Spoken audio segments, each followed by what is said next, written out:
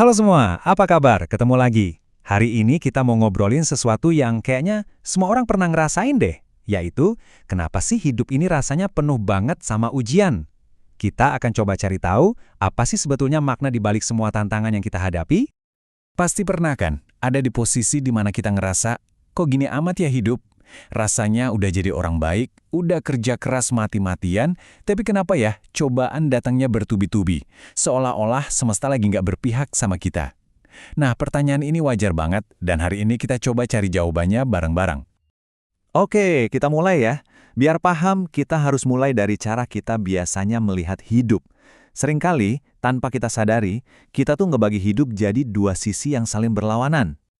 Nah, coba lihat ini. Senang lawannya susah, sukses lawannya gagal, menang ya lawannya kalah. Kita tuh sering banget kejebak dalam pertarungan ini. Mati-matian ngejar yang satu, sambil berusaha sekuat tenaga, ngehindarin yang satunya lagi.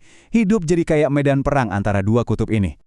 Gara-gara cara pandang yang hitam putih kayak tadi, sering banget muncul salah paham tentang apa itu ujian kehidupan. Yuk, kita bongkar beberapa mitos atau pemahaman umum yang mungkin selama ini kita percaya. Umumnya kan, kita mikir kalau ujian itu ya cuma kesusahan sama kegagalan. Kita ngerasa itu nggak adil. Atau kita mikir, ini terjadi karena gue kalah nih. Bahkan kalau udah keseringan diuji, bisa-bisa kita ngerasa jangan-jangan kita ini dikutuk.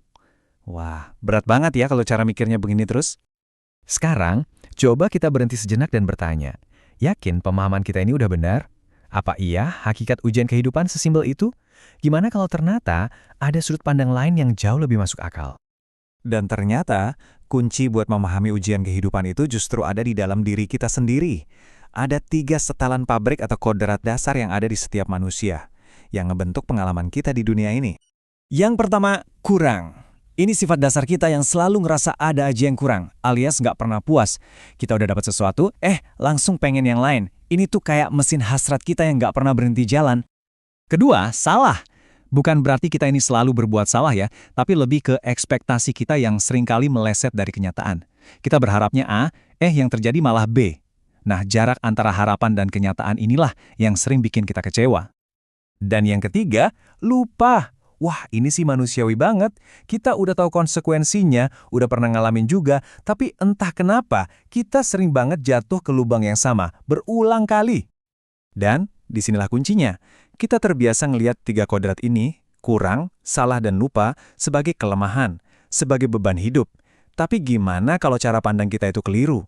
Gimana kalau semua ini bukan kelemahan, tapi justru potensi terbesar kita? Tabel ini ngejelasin perubahan cara pandangnya dengan sangat baik. Rasa kurang yang bikin kita nggak pernah puas, justru itu bahan bakar buat kita jadi lebih baik. Rasa salah atau kecewa karena ekspektasi nggak sesuai, itu maksa kita buat beradaptasi dan bertumbuh.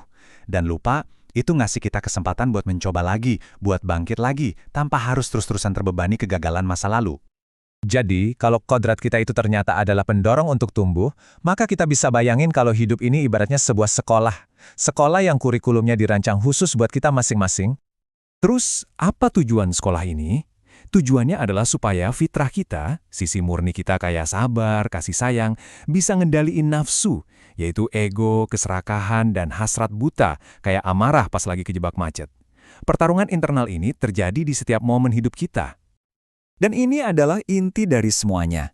Ujian itu bukan cuma pas kita lagi susah atau gagal. Saat kita lagi seneng, sukses, menang pun itu juga ujian. Pertanyaannya selalu sama.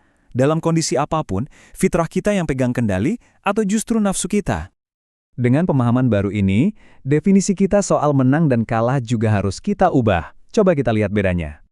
Secara konvensional, kita ngerasa menang itu kalau kita dapat sesuatu, dapat jabatan, dapat duit, dapat pujian, fokusnya ke hasil luar yang bisa dilihat dan diukur.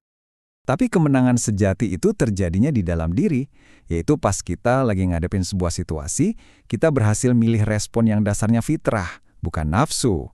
Nggak peduli hasil akhirnya kita menang atau kalah secara duniawi. Kelulusan yang sesungguhnya itu, ya di situ. Jadi, yang paling penting dari semua ini adalah kesadaran kalau di setiap momen, kita itu selalu punya pilihan. Kekuatan itu ada di tangan kita sendiri.